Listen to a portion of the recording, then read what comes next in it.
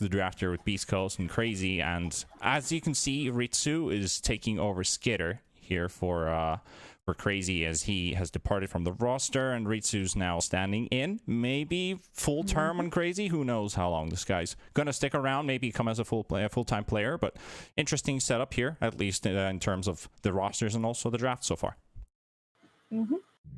So to guide you all through what's been happening in the draft so far, Crazy opened with Queen of Pain, Beast Coast immediately with Bat Rider and Earthshaker, so two very good initiators, stuns from off out of the Fog of War from the Earthshaker, as well as the long disable from the Bat Rider.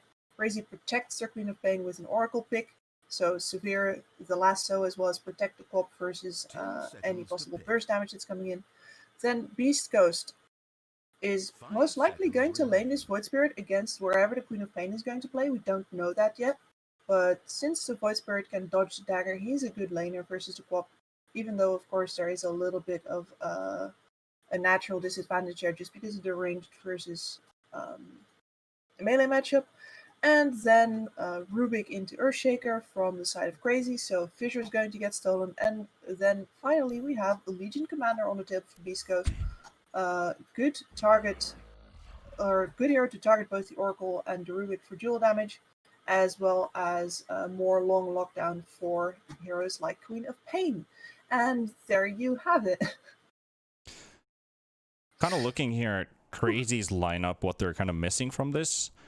They have a decent amount of setup. They have a bit of burst damage as well lined up. They don't really have a tower hitter, like someone who's dedicated towards that. Also, you want to maybe consider the opportunity of either being able to contest Roshan or take Roshan, because Beast Coast is kind of in a similar situation that they don't have their so-called primary building hitter. You can also always use LC for that, but you wouldn't put your LC in the front line to deal with that. Same thing with the Void Spirit. Reasonable when it comes into damage output, really good burst damage as well. But, you know, Crazy at least, they've got an answer here. They bring up the Luna. Luna's been very common in the last few days, at least in the EU scene. So happy to see that here in this one as well. Luna is just crazy strong right now. Any hero that builds Helm of the Dominator is doing well right now. And I gotta say, Luna is not yet what I would have wanted specifically for a frontliner, which is what I was looking for in Crazy. But they can still switch this lineup up. Luna is one of those carries that as long as you have someone to protect her, which in this case is the Oracle, you can pick her without knowing the carry matchup yet, and you can be sure that at least in 5-manning, your team is going to dominate. And that leaves Crazy the option of putting the Queen of Pain either mid or offline. So that is also why the carry is picked up here. They're leaving that carry, or sorry, that reveal for their mid laner as late as possible. Beast Coast thinks that they're going to look for an offlaner on Crazy. And I gotta say, I would agree with that. I don't think Kezu's Queen of Pain is going to be exactly his ticket. I know Kezu as a Centaur player, mostly, Beastmaster. So I too expect that this Queen of Pain is going to go mid either way, and we are going to be seeing some form of frontlining initiating hero for the 3 position. What do you like about this Enigma ban? I really like seeing Enigma in games overall. You know, one of my favorite heroes, absolutely, out of the entire hero pool of the game. But I don't know if you would actually fit in an Enigma here unless you were planning on playing it as a support or 4 or 5. Crazy kind of already have those filled in with Oracle and Rubik. You could also drive a 4 Luna if you're feeling really optimistic with that. Plus, you already have a Co-op who's most likely going to be making a Necro book to have yourself that pushing power and farming power as well. And now we've got an Abaddon. We think we're going to see an Abaddon maybe carry this game? Co-op mid? Or Abba 3? This is an Abba 3 for sure. This is Kezu. So we're going to be seeing him just protecting this Luna, protecting this Queen of Pain, as well as, you know, forming the frontlining backbone of this high damage lineup. It's pretty fragile, but that's where Oracle and the Abaddon come in. And dual heal lineups, and especially dual dispel lineups, are really hard to fight into. So Beast Coast are going to have a tough time picking people off with this Bat Rider, with this Legion. Actually, the Void Spirit as well. These are all very pick-off centered heroes, not great team fighters as such. And yeah, they needed something like the Bloodseeker, extra damage output, good tracking on those heroes that are low, and the ability to just cause more chaos in the fight, because they need to silence up either the Oracle or the Abaddon if they want to get some proper kills off. So, I like Crazy's lineup here, just because it's more, how should I say, it feels more coherent. But on the other hand, this is a Hector Bloodseeker, and Hector has been away from playing. I imagine that he has missed it. So if that man hits his creeps like he normally does, there's Crazy can't actually outdo the pressure that Beast Coast is going to put on this lineup, because Crazy do need more items than Beast Coast, for sure. Well, it's definitely going to be a spicy one. In terms of draft, who do you favor in this point? You feel like East Coast with the last pick Bloodseeker had themselves an advantage over Crazy? I could kind of think of it in a sense that you've got your clock ticking. So East Coast definitely are on a timer for this series, and Crazy, if they can pull off their laning stage, if they can get through to the mid game and have that Luna slowly coming online at 25, 26 minutes, which is like the average-ish for your Luna to become active and start participating more with your team and then just become this killing machine, Crazy is going to be really strong from like 35 minutes ahead. Like, that's when we're going to see like most of the brawls between these two teams. So who do you think actually has it, the early game or the more late game oriented lineup? I always favor the early game lineup just from a philosophical standpoint. Like, a lineup that skips all of the earlier points to win the game should naturally be at a disadvantage from the people trying to set the tone who can close the game earlier. And besides, I think that Beast Coast, if they're in good shape, they're going to be able to pull out lane wins and then follow that up with so much pressure that this Luna is going to not get a lot of farm at all. And Hector is an absolute beast. We've seen that time and time again. He can definitely outfarm Luna. So if he can do that, I favor Beast Coast, definitely. I'm kind of feeling Beast Coast as well, but you know, I'm just kind of shifting over a bit for Crazy here and just see what Ritsu can bring to the table for Crazy, since if he just focuses on just farming, becoming really big in this game, if he can dodge fights early on. Right now it's looking like they're setting up an aggro tri-lane with Moon and AUI here to help him out, so they could potentially pull off this tri-lane and get space from there.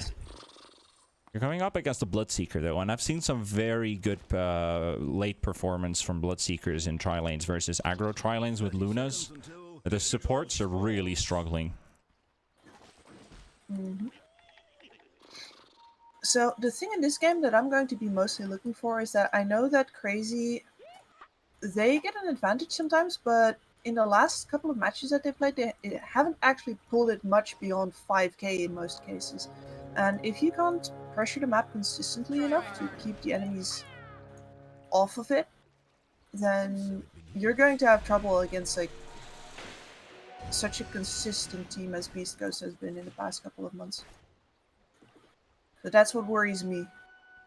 Remember that we at Dota HQ recommend regular breaks to stretch. We also have the LC versus Abaddon 1 versus 1. Actually, wait, we do have Schofield going to be blocking maybe the creep waves. No, he's not actually even blocking the creeps.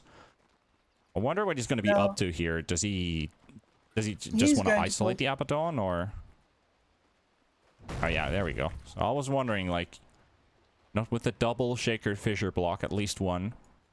I think he did block before, so yeah, that's caster being gassed at this point, so that's cool. I mean, this is very basic, but then again,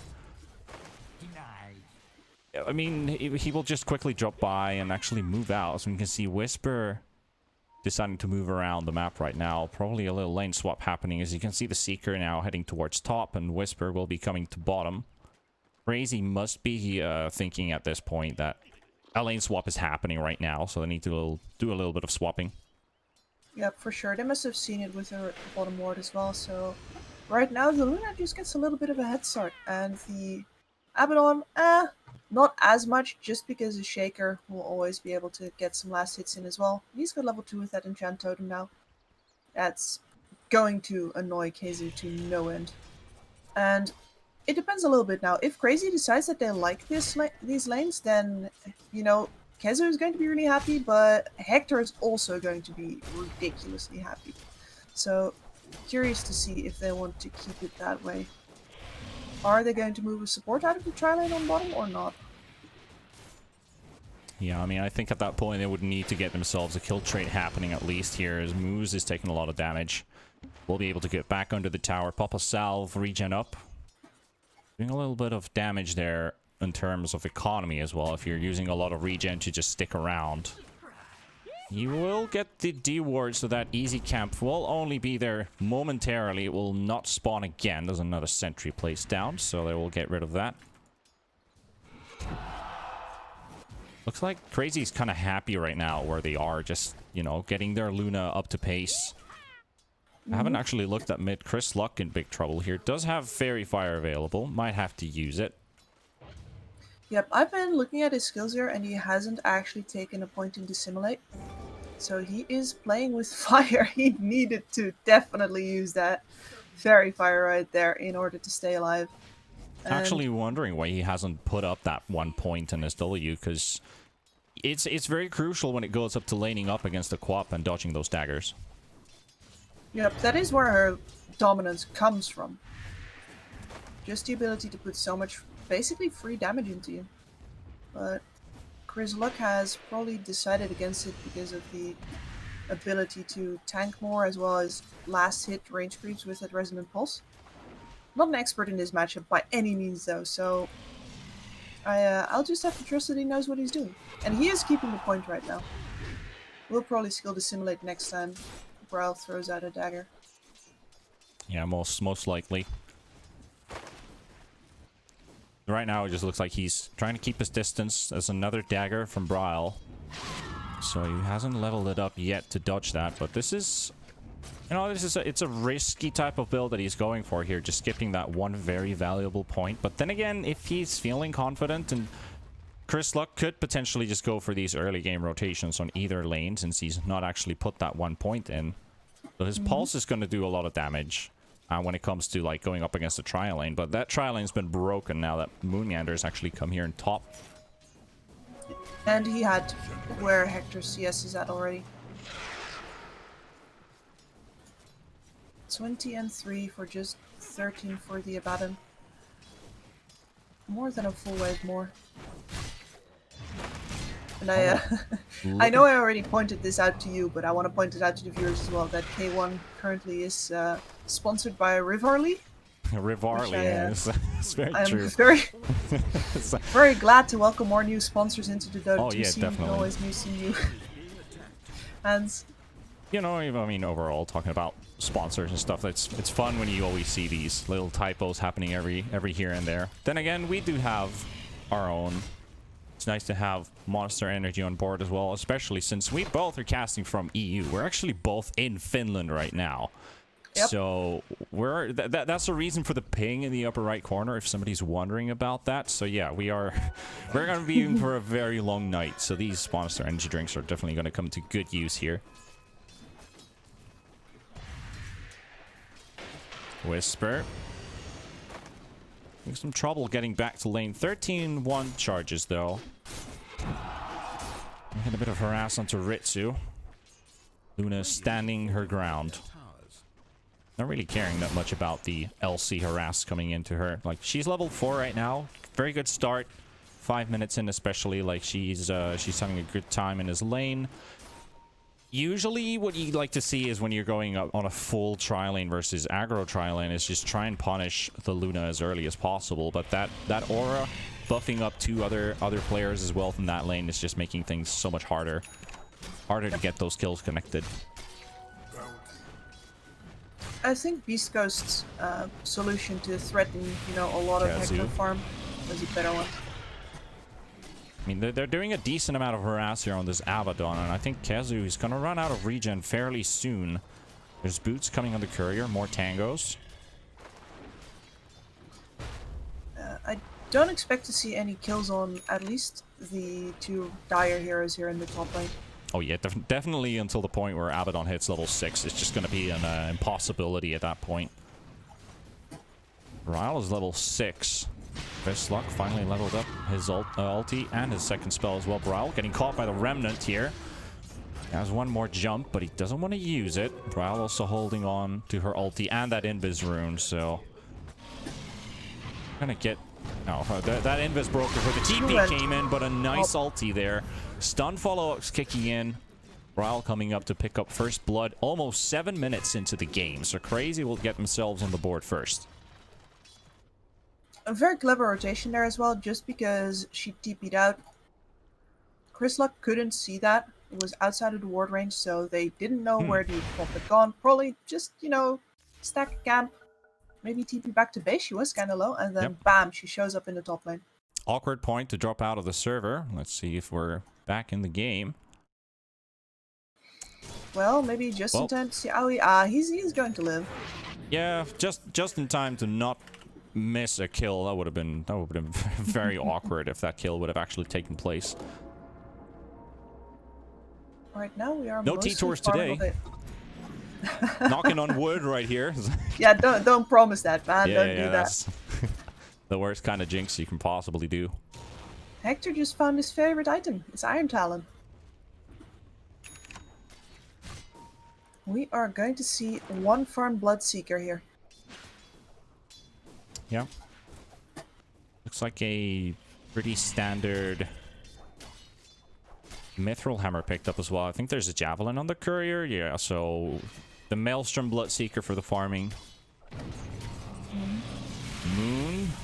Trying to steal some last hits from Hector. Not going to quite work out. Very calm game in a sense. Like the NA games I've been observing for the last 2 days have been very action-filled and action-packed. And I think this one's running on the lowest kill per minute average right now. Bryle doing a bit of brawling here.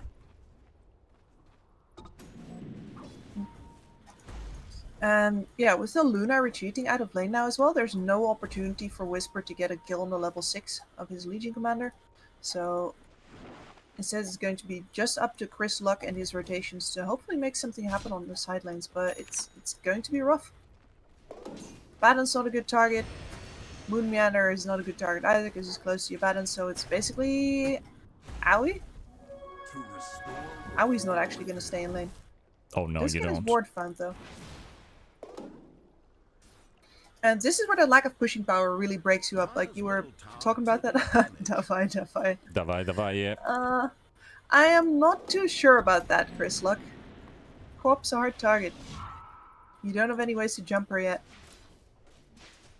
Yeah, definitely need Yules or something to at least be able to do some setups, but wonder if Void actually wants to go for an Orchid this game. Or do they just rely on the crowd control that they have, that they just send the LC first, have the Shaker throwing in some fissure stuns. You have the lasso as well, so there's definitely a lot of connections that they can use the Void to just, you know, just right-click, go full-out damage. They're looking for Hector here in the top lane, and they're gonna go in for it, and they oh no, not like this. The Sonic Wave and the Telekinesis both went in opposite directions. They still get the kill, though, but it wasn't pretty. Whisper trying to pump the duel onto Aoi, but there's already a Rubik TPing in, another Remnant connecting here as well, and they will get the kill, but they won't get the duel victory for Whisper. As Beast Coast with their this is what I was talking about earlier. How do you get dual damage with Moon Meander and his damage reduction plus 2 saving heroes? You gotta duel, well, the Oracle, always, and then you have the Abaddon and the Rubik to contest with. It's not easy. And Ritsu has joined Kezu on top, so here is the first push tempo of the game. If Ritsu feels like staying, nah, he's gonna farm a camp. Yeah, I don't think you want to risk your gameplay right now with the Luna. Just, you know, keep yourself safe, get the farm that you can. But they're gonna need, he got some reactions to top. Yeah, exactly. Like he did force some reactions there, and that's exactly where, if Crazy want to make some plays happen, is try and rotate around other lanes and create havoc and cause chaos. It's Ryle a and Beast Oi are Coast. smoked right now. They're going to find Hector again. Pretty sure no. Ships in the night. Pretty nice dodge by the looks of it. So Hector's out. Moose is also in the trees. Now you've got 4 heroes sitting in bottom, waiting for something to happen that's not going to happen. Maybe a dive under the tower and see if someone's there. There's so much time here. Well, Beast then no Coast. Moose is Bat here Rider now. will reveal himself. Moon also shows himself. Aoi's still in the trees and Ritsu's there, so Moose definitely knows that this is... Wait for the backup. Let the cavalry come in and engage. Beast And Coast they are has coming. to defend. Because on top they can't push through Kezu. Can't. They have Chris Luck with a smoke actually behind and finds Moon. He's very alone here though, so no possibility for him to engage. Crazy will be fine with this. They're just observing the situation. And nothing will be lost at this point. Schofield. No action rune bottom. Quap trying to look for that one. There we go. The rupture popped onto the Quap, so without a stun, Schofield was right on the edge of cast range to get that fissure off, but not in time, so Quap will be able to escape from that. That's what they were looking for. And now Moon under the tower, taking a lot of damage here. Is going to survive. Gets the lift onto Chris Luck. Void being chased up. 1400 HP though, so a very difficult mission. Now Schofield coming in from the back, looking for a great fissure, and he gets one. Rubik does manage to get a little bit of a turnaround here. Now we have Kezu coming into this battle as well. So they're going to have to disengage from this one. Chris Luck does get rooted up, but no need to follow up on that. Just with Kezu rotating in, forces Beast Coast to go back. Yep. There is an opportunity for Beast Coast to go to the top tower now though, although Moonyaner pushing into a Rubik is also very hard. And I imagine that with this damage that Brawl has been putting on the mid tower, they need to react to him, and that leaves bot tower open and on a sliver of HP. So Beast Coast can't really find any space here. Brawl blinks out in the mid lane, and now Abaddon is on the bot tower. This is very well played out on a macro level by Crazy. Oh, definitely. They're really making Beast Coast just run around, and this is exactly what they want. They want to cause that havoc around the map and force Beast Coast to rotate here and there, and they're just buying more and more time for this Luna to farm up. And Ritsu already holding on. Power Treads, double Wraiths, Yasha closing up on her Manta. Another heal up salve for continued jungle action. 5,900 on net worth as well, looking pretty good. And now, with all of the space given up by Beast Coast here, it's very easy for Dire to move into this mid tower from the side, and yeah, Beast Coast just has to give it up. Pretty easy tower.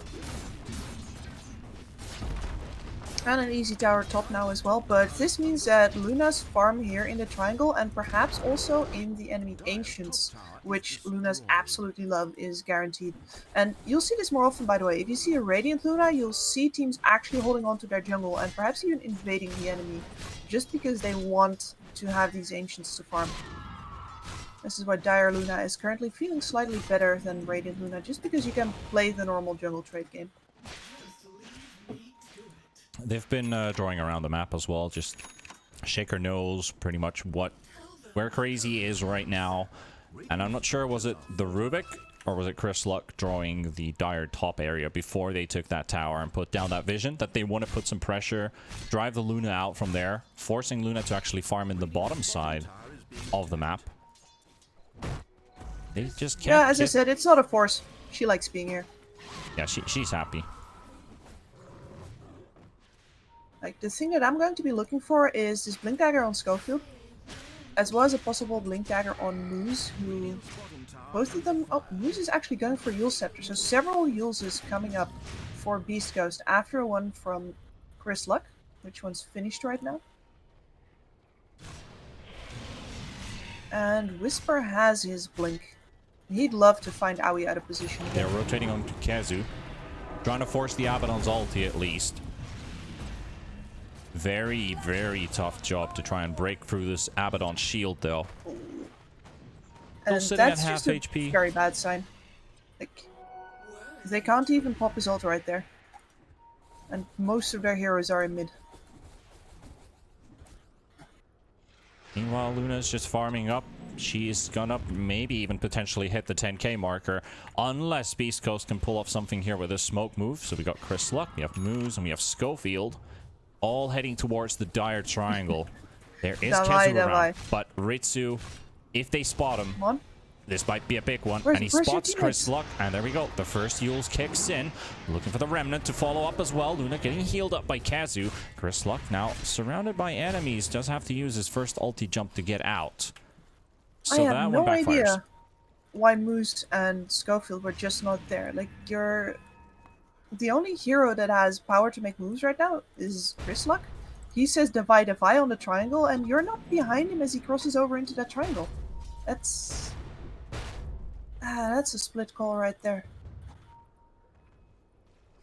A pretty rough situation here. 16 minutes in, 3 kills only.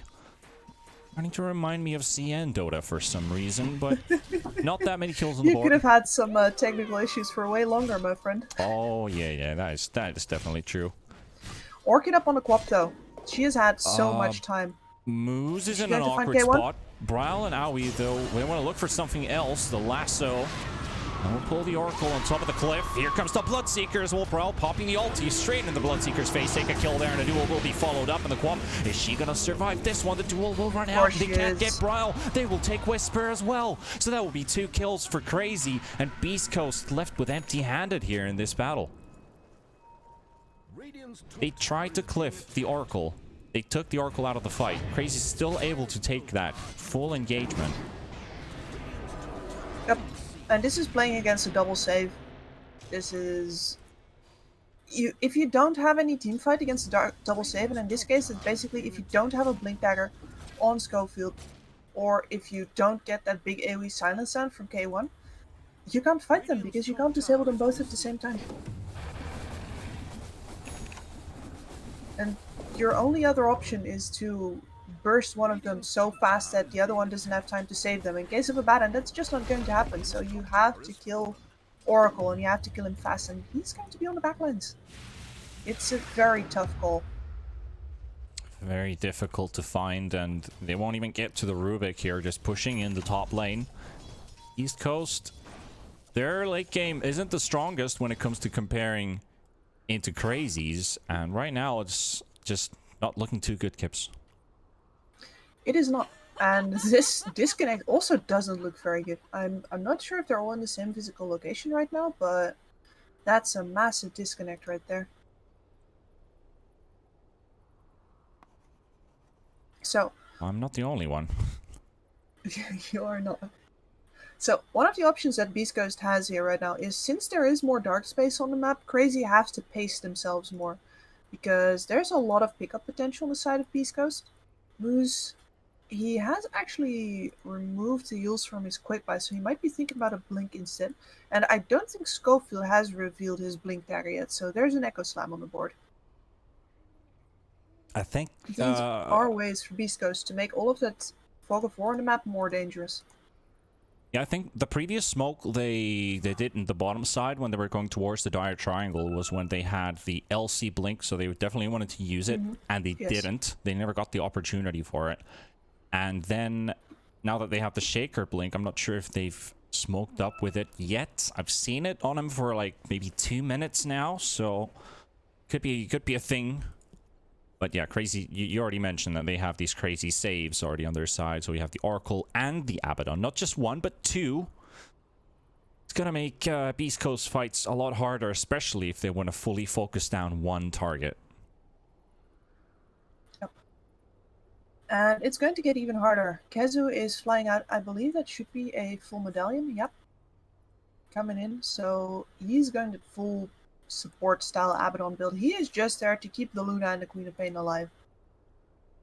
I wouldn't be all the damage surprised. for him. I wouldn't be surprised if you would decide to go for an Aether Lens just to get that extra cast range. But I think Aether Lens is actually falling out a lot. So if you're tanky enough with other items and a lot of levels, the Abaddon can be happy in just standing in the fights and being nearby, instead of the Pause 5 Abaddon, which requires you to be at that safe distance, but to be able to cast from a very long range to get the saves out. So there's 2 approaches. Yeah, and since his lineup also likes him to be there in the front lines to tank up damage, because a lot of this damage from the side of Beast Coast to single target, it's not like, oh no, you're grouping up with all of your cores, so when they get caught in this huge ultimate, they're going to all die and you can't save them. It's like, no, it's not going to happen in this game, especially not with how far behind Schofield is this Echo Slime is just going to be level 1. And that's basically all the big, well, Echo Slime Yama they've got. Just happened. Also, if you take a look at the level department, you have Luna taking the lead at 14 and 13 levels. So far away. And same thing with the supports as well. Like Rubik's already hit his level 10 with the level 10 talent. And you have Bat and Shaker 7 and 8. So you have the Shaker Blink with a level 1 ulti. Not the highest amount of damage that you were possibly hoping for. Batrider actually changed from the Yules to start building into a Blink Dagger. So I think they're realizing the situation right now that, wait a minute, we can't just try and be nearby and throw our stuff and try to isolate the enemy. Batrider actually has to either work as a full initiator or try and jump in the back line and just isolate the Oracle from the fight to at least have one of the guys away completely. The problem is that even though they're building threat right now in the form of these Blink Daggers, they don't actually have any damage to back it up. And that's going to be a problem. I don't see them killing crazy heroes. Oh, you got to be pretty crazy to meet up with crazy. Moose will be caught here. The root will connect. Bryle throws in another dagger. Bit of harass, just toying with their enemies, you know. Feasting on their prey, if you might put it that way in this case. Luna, 19 minutes, 10k net worth. She is thick.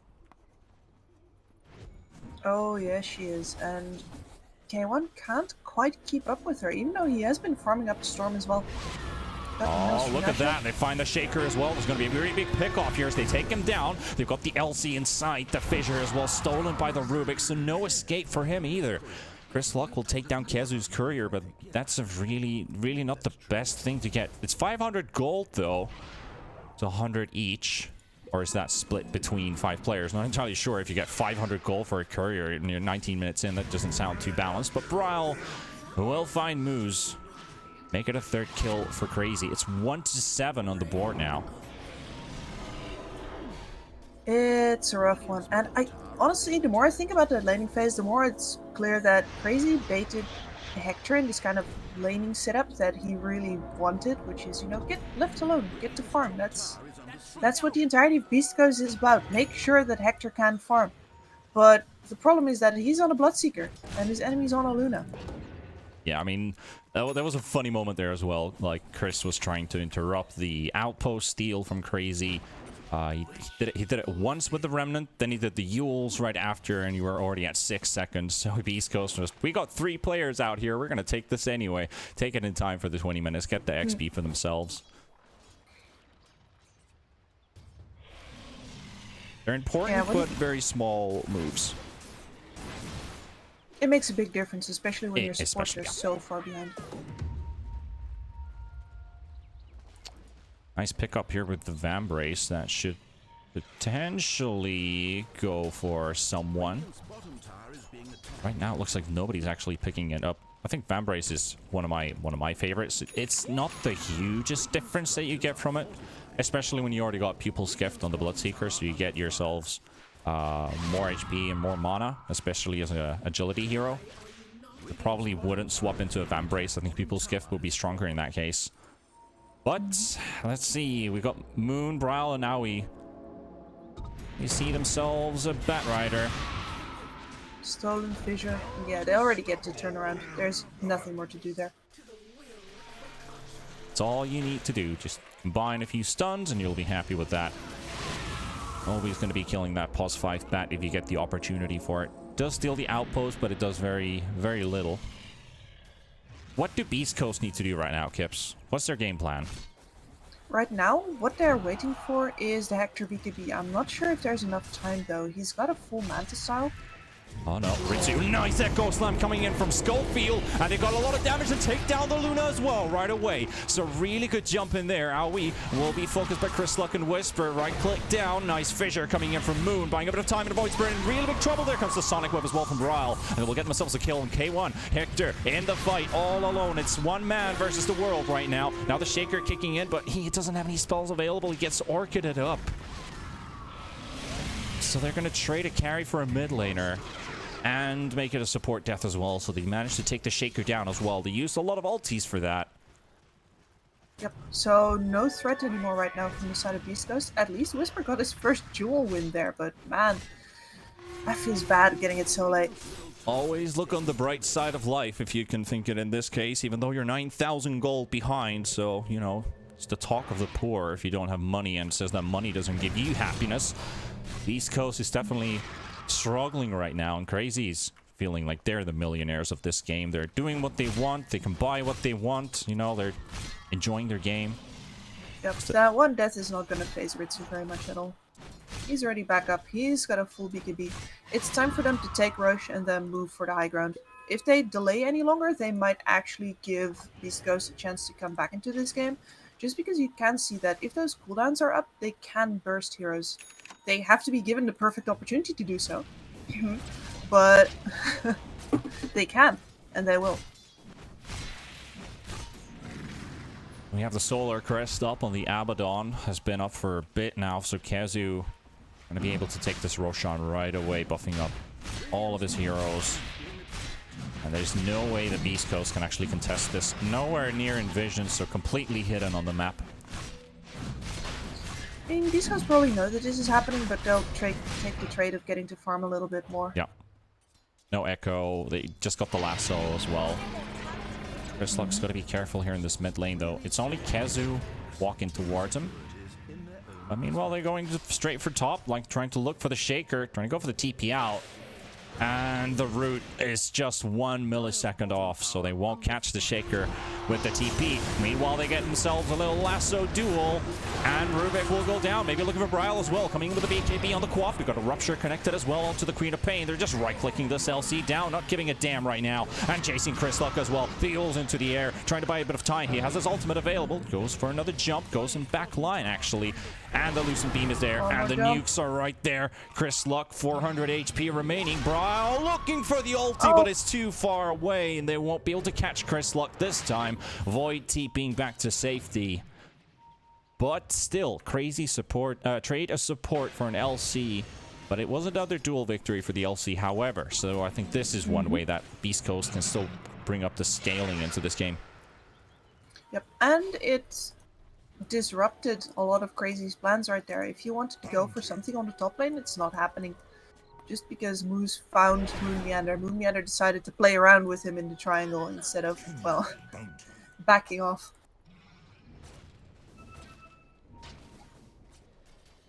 $10,000 gold difference here between the two teams. Crazy's been holding on to their lead pretty well. Bloodseeker slowly catching up to the lead with his own net worth. 12,000 right now. 1k behind the Quap. But this is the 25-minute marker right now. So this is when Luna's joining her team. Going to be very scary, especially with that Aegis. And, you know, as long as Beast Coast, if it comes to a high ground push from Crazy, if they can hold their tier 3 tower up, they'll be safe.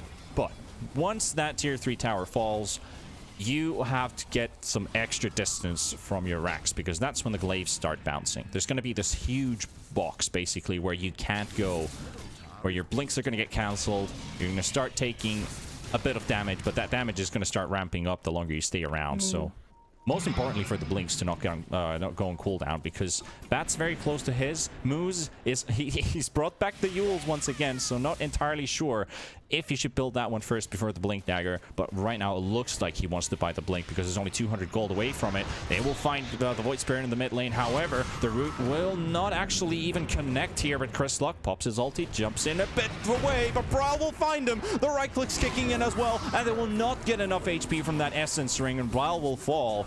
That means another really big pick-off here. And then meanwhile in the top lane, they have a duel going on to Moon Meander as well, and Whisper trying to get a bit of distance here. Howie getting the root onto Moose that will take down the Pulse 5 Bat Rider.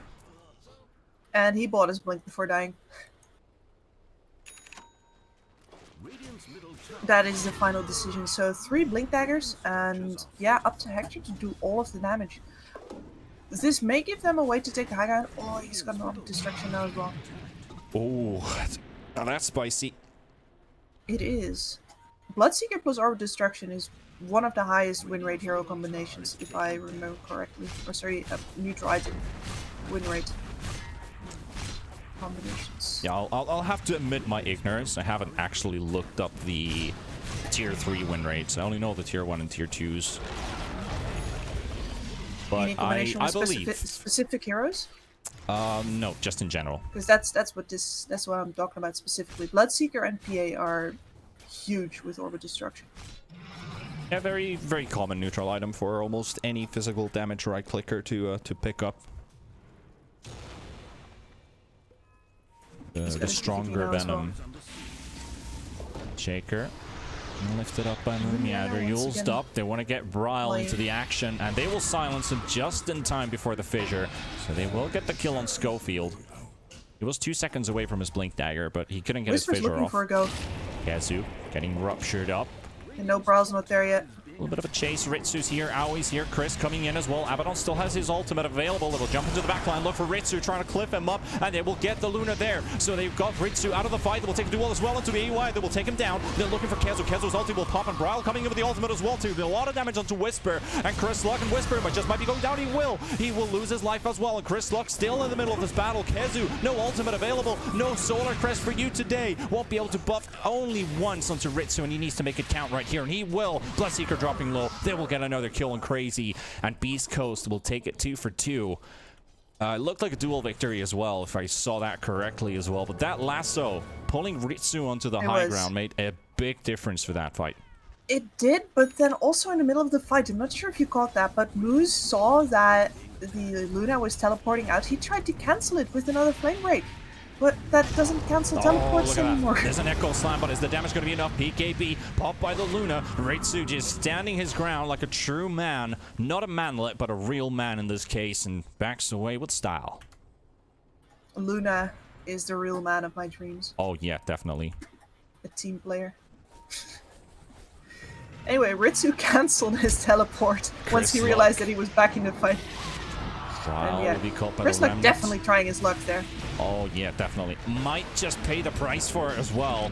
Whisper trying to look for the duel. Up now. Gets cancelled by the Lucent Beam. However, Bryle coming in with the Oracle ulti with the BKB popped, and moves will fall as well. Schofield on the run this time, but no escape for you available, my friend. You will be cornered into the trees and cut down as we hit the 30-minute marker, and Luna is ready to go into the high ground. The Solar Crested Luna. And just as we spoke about that tier 3 tower, they will use a repair kit on it. Keep it up for just a bit longer. Hector getting lifted up. Ritsu, silence onto Chris Luck, buying a lot of time here. Oracle making sure that they will stay alive a bit longer. Duel maybe a victory as well. To Ritsu, he gets his satanic off just in time, and he's going to turn it around and will take down Hector. And Whisper in big trouble as well. So that's going to be 4 heroes now in total dead right now for Beast Coast, and Crazy are keeping up the push. Buyback coming in from the LC. No duel available, and Crazy will take the first set of racks, and they're looking for more. 21k difference. Need a good fissure here, buying a bit of extra time for Beast Coast, forcing Crazy to run outside of the base. But they are not gone. They're going to stay around and take more what they can. Who has the repair kit? The repair kit's still on cooldown. Now they have it ready. Man, I hate that item. Just going to say it straight up. It's never useful, except when you're losing really hard. Difficult times ahead. Ritsu continuing the siege here. Chris Luck on the right side gets lifted up. There's the Quap coming in. Shiva's guard will dodge the dagger for now. Looking for the Eclipse, and there we have it. Chris Luck gone. 60 seconds going to be back up. Buyback is available though. Crazy still keeping up the push. The silence on the tower just buffing up that right click. Oh no, no, not like this. The Echo Slam is completely used up for nothing. And Whisper, he's on the back. He's running away from this, and Moose is trying to isolate the Rubik from the fight, but Hector coming into the battle as well. Manages to take down one. They trade away the Batrider for it, and it's so hectic. It is Crazy with another Sonic Wave coming in. And then we'll take down the Shaker from the high ground. So Schofield falls, but Chris Luck, he can't kill the Abaddon. He has nothing left. He's got all of his abilities on cooldown. Bryle coming in, right-clicking onto Whisper. Does he have enough? No, so close to getting the kill and might almost go down. The silence misses from K1 though. So Hector keeping up the chase, and now he's dead. That Oracle's dead. And they might take down the Squap as well, but it's going to need some backup from his teammates because Ritsu and Kezu is still around. Another Lucent Beam coming in onto the Blitzseeker. Gristlug trying to make a run for it as well, but is he going to get his ulti off? He does get a jump onto the high ground. They're still chasing up the Bloodseeker. The melee rack sitting at 300 HP. Might just fall to the glaives, and they will use their glyph to force Crazy away. And they finally back off. Beast Coast are not about to let that base fall easily. Not at all. They keep trading these support lives for the cooldowns of their core heroes so that they don't have to buy back. And let's face it, most of them don't have a buyback. But it is the way to at least, you know, if not win the fights, at least keep standing. And they do get to hold their base for now.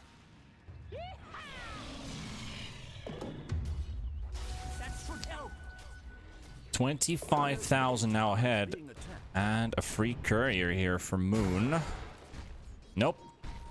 No free courier today. Shield used and the speed as well. And Chris Luck looking for the jump on the Rubik. Will use his own Yules for now. Getting taunted into the Remnant and a Lasso.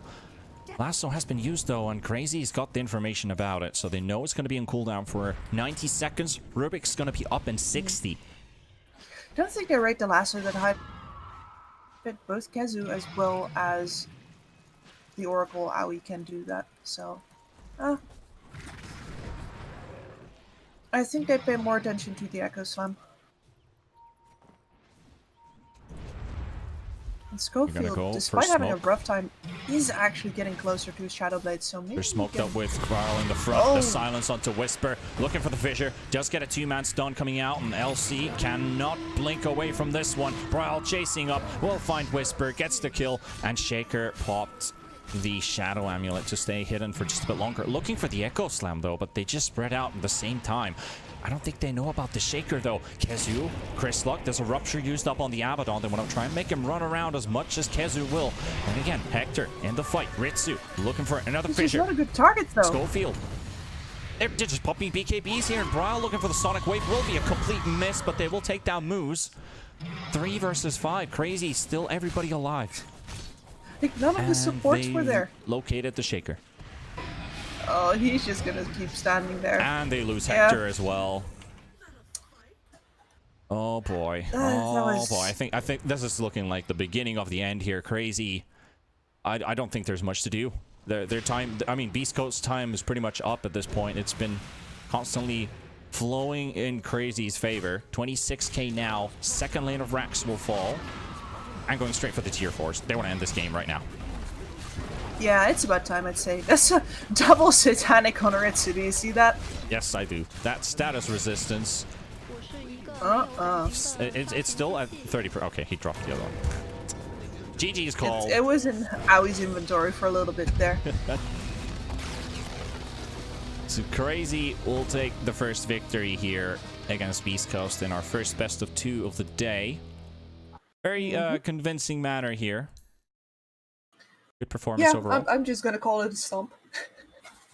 Yeah, I guess we can both agree on that. Yeah, it was... with such a slow start, it favors Crazy so much because not only do they have the late game, but they have these fragile targets that can, you know, be pushed out of places if you just put the damage into them. But Beast Coast's lineup just doesn't really provide that damage early on. Only Chris Luck wants to do things, and his team doesn't really feel it. So no tempo for them, and yeah, a lot of tempo for Crazy after Luna gets her items up. Well, let's see what's going to happen in Game 2 between these two teams as we go 1-0 for Crazy. Can they pull off a 2-0? We'll see in a bit. We'll take a little bit of an ad break and a bit of a pause, so we'll be back in just a bit.